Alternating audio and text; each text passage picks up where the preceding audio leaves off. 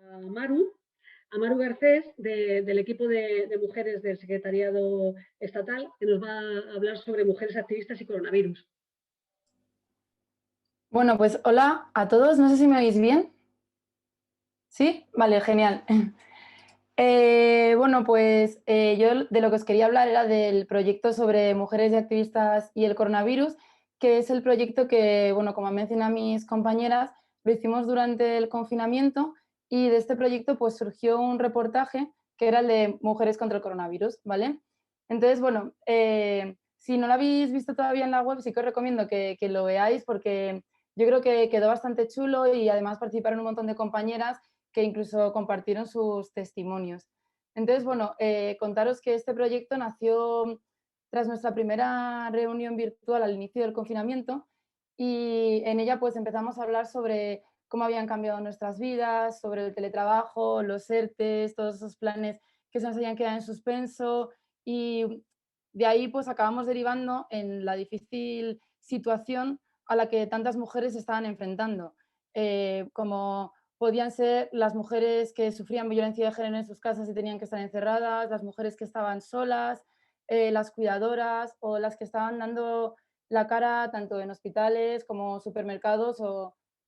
cualquier tipo de servicio. Entonces, bueno, nos dimos cuenta de la importancia que tenía que todo esto se visibilizase y que realmente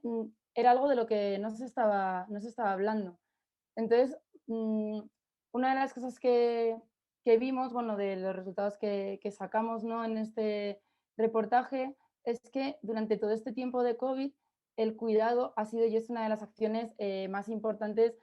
tanto para el sostenimiento de la vida como para el cumplimiento de los derechos humanos. Y veíamos que al final el papel protagonista lo adquirían siempre las mujeres, tanto en el ámbito laboral como en el ámbito personal en casa. Un dato que a mí me llamó la atención y me pareció especialmente relevante es que, por ejemplo, el 70% de los puestos de sanidad están ocupados por mujeres. Entonces, bueno, yo creo que eso ya dice mucho. Y bueno, pues además de ser las protagonistas,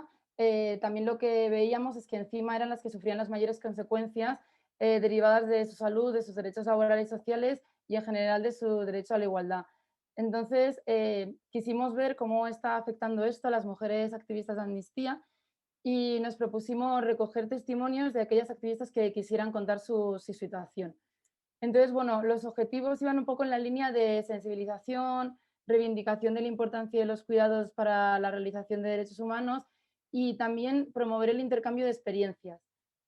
Estos testimonios se podían recoger tanto en formato de vídeo o escrito, según la persona, o sea, según cómo se sintiese más cómoda la persona. Y de todo esto salió el reportaje que os cuento, que bueno, ponía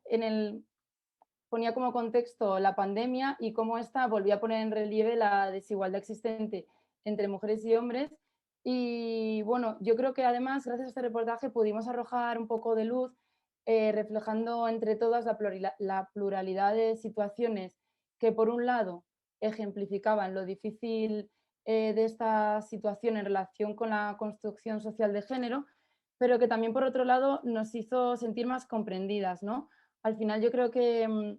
nuestra idea también iba un poco por ahí, en el sentido de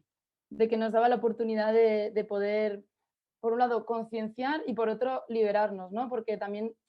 durante la realización de todo este trabajo lo que hablábamos un poco era que al final contar te libera. Y yo creo que también es algo que conseguimos al poder crear esta especie de foro en el que cualquier mujer activista podía participar.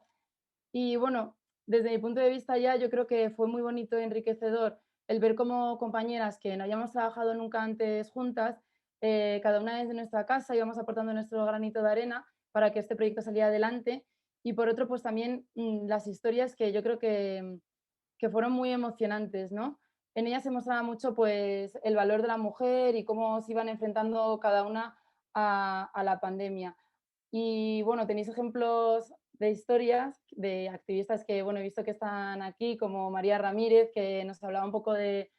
cómo afectaba la pandemia a las mujeres jóvenes, o también, por ejemplo, la historia de Paz, que en vez de hablar de sí misma, decidió contar la historia a una amiga suya, auxiliar de clínica, que para mí también fue muy emocionante.